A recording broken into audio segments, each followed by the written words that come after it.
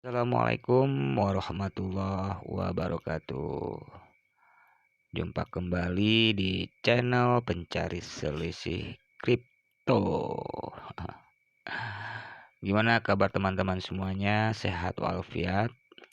Mudah-mudahan di hari ini teman-teman semua sehat dan tetap semangat dalam menjalani aktivitas sehari-harinya. Untuk video kali ini seperti biasa teman-teman yang sedang menyaksikan di tanggal berapa sekarang?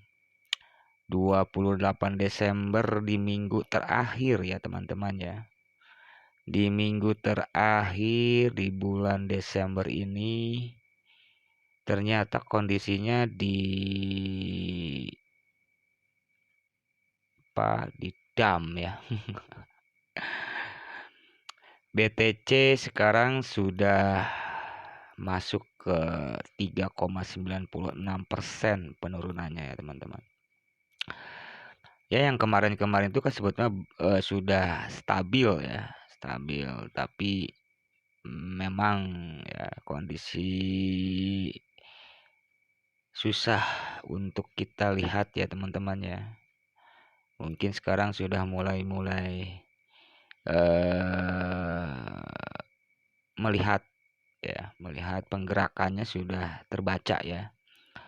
Jadi BTC itu sudah nanjaknya itu tidak sampai ke 800 ya.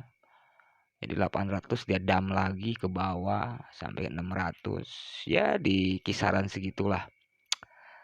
Jadi ini juga berdampak untuk altcoin ya, koin-koin micin gitu.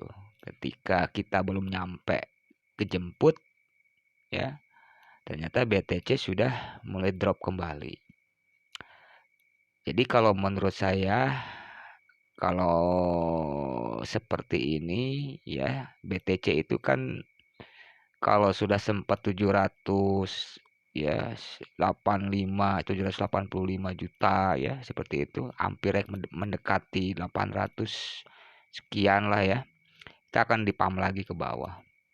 Dan ini terbukti bahwa memang dia belum sempat nanjak sampai ke nominal yang resistennya itu yang banyak apa ya namanya ya, yang banyak diprediksi oleh youtuber lain itu memang dia seperti ada yang dimainkan gitu, ada yang dimainkan ketika dia masuk ke level 800 dia akan kembali ke bawah kembali gitu.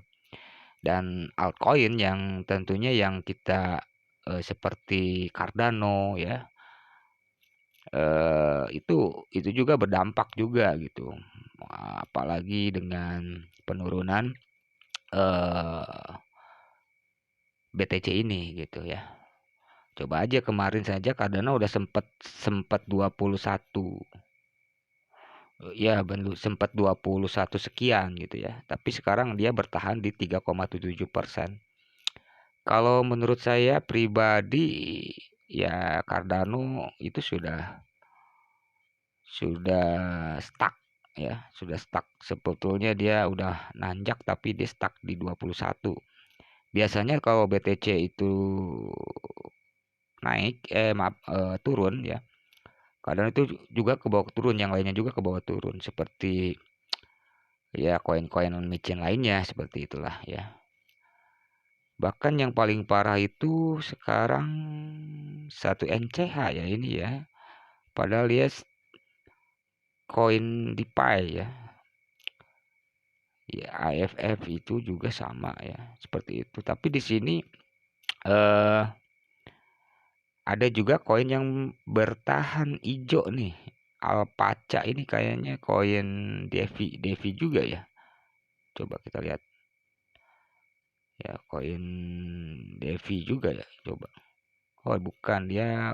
Oh ya, Alpaca koin Devi itu yang bertahan itu dua ya, dua sama DYDX nih. Wow, keren juga nih di YDX ya. Ketika yang lain anjlok dia naik gitu. Susi juga sama nih, Susi. Ini DeFi ini yang lainnya sudah sampai nyentuh 10% ya. 10% terus 8% penurunannya ya. F di YDX ini 7,8% ya nanjak. CRP 9,80%. Jadi begini teman-teman. Jadi kalau misalnya ini ada juga saat dibanting itu ada koin-koin yang mungkin dia tetap stuck bertahan gitu ya. Luar biasa sekali gitu kan. Kalau dibanding dengan koin-koin apa namanya yang lain, itu sempat ada juga ketika penurunan BTC itu 3,5% itu pasti yang lain juga ada yang lebih besar gitu penurunannya.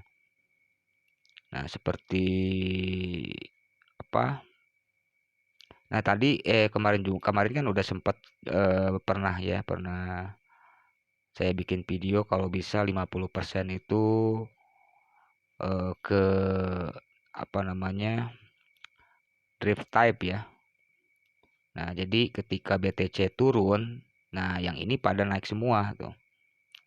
Ya, seperti BNB ya, lalu ETH ya seperti ini ya. Jadi kalau 25 lah istilah kasarnya. Jadi ketika koin-koin yang kita punya, stablecoin yang kita punya itu nanti di backup sama yang seperti ini, yang drip type ini. Nah, seperti mana ini? Hedkey. Nah, ini ya. Nah, ini kan ketika koin BTC turun dia Hedkey akan naik 4,53.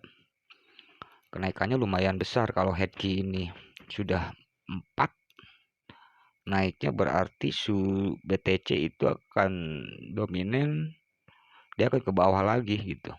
Jadi hati-hati, makanya ketika kita beli koin yang biasa ya micin ya 25% kita masukkan dananya ke sini gitu teman-teman.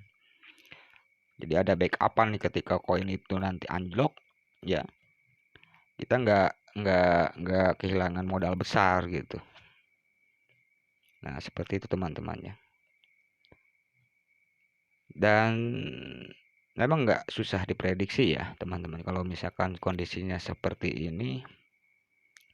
Tapi memang kalau menurut saya pribadi dibandingkan dengan minggu-minggu kemarin ya, ke belakang kemarin itu lebih parah lagi. Stucknya itu dia nggak sempat sampai ke, kalau Cardano kan nggak sempat sampai ke 21, paling stucknya itu di 18, 19, turun lagi ke 17, seperti itulah. Dan BTC pasti 0,1, naiknya 2 0, sekian lah kalau nanjaknya itu. Cuma segitu-gitu aja gitu teman-teman. Kalau menurut saya pribadi itu memang kondisi marketnya itu kurang apa ya, maksudnya antara supply demand-nya itu kurang bisa, mungkin ada yang hold yang panjang gitu kan. Terus biasanya kalau hold yang panjang pasar itu takut mungkin ya ketika saya masuk nanti drop ke bawah gitu, mungkin seperti itulah. Jadi trader-trader kita sekarang sudah mulai cerdik gitu, berlalu pintar. Jadi bukan lagi candlestick yang apa namanya dilihat, analisa candlestick itu ya cuman analisa ya. Kebetulan analisa kita sampai sini stucknya gitu kan, ternyata apalah daya tangan tak sampai dengan stuck situ, dia akan drop lagi ke bawah gitu ya. Oke teman-teman, seperti itulah kondisi market di bulan Desember minggu terakhir ini.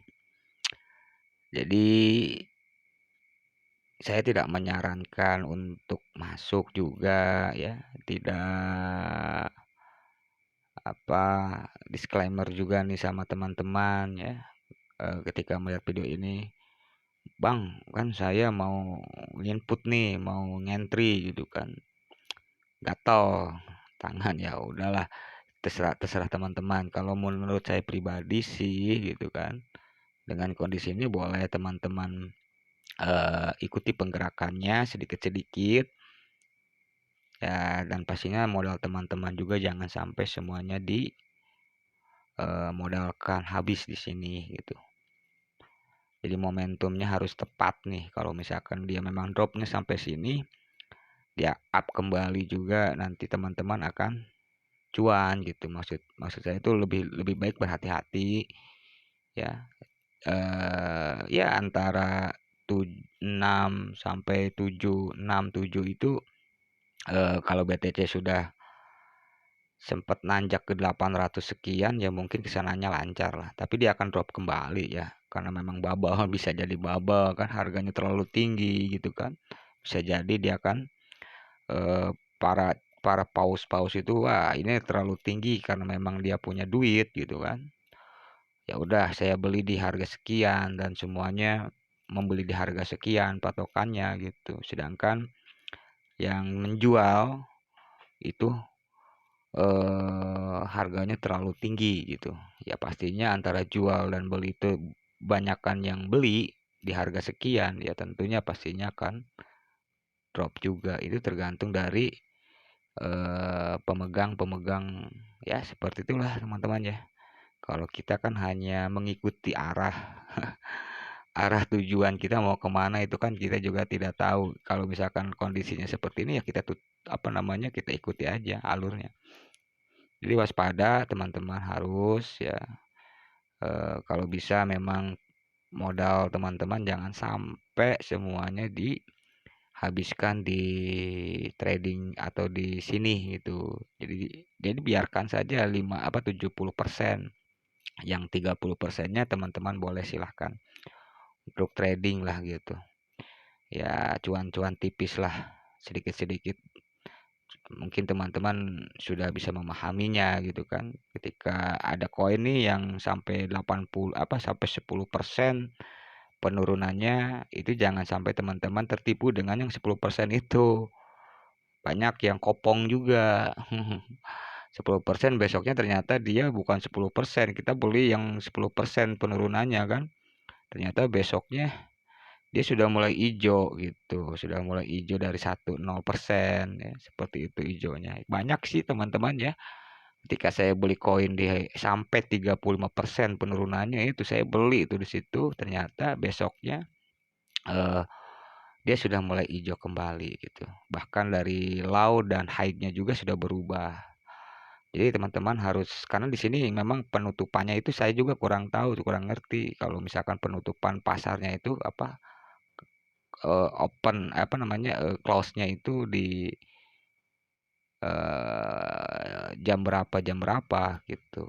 Karena memang ini trading ini kan 24 jam, nggak seperti saham ya teman-teman ya. Ada penutupannya, ada close-nya gitu kan. Tapi kalau di sini kan tidak. Jadi begitu teman-teman untuk informasi video kali ini.